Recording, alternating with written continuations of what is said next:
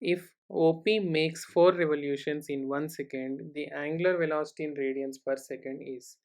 So let us assume OP is a ray here. Let's consider this as O and P is a ray, and it makes 4 revolutions in 1 second. The meaning 4 revolutions, it takes 4 times rotation. So this object is rotated 4 times, 4 times, 1 time, second time, third time, 4 times, and so the angular velocity in radians. Angular velocity is nothing but it's a rotational,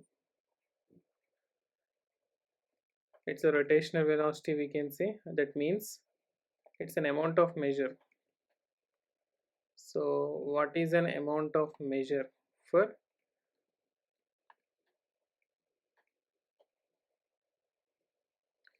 4 revolutions?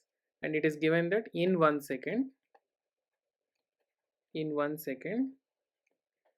OP makes 4 revolutions. And also we know that for one revolution,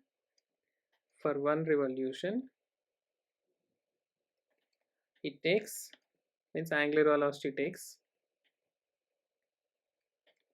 the amount of rotation can be taken as 360 degrees, or we can say 2 pi radians. So therefore for 4 revolutions,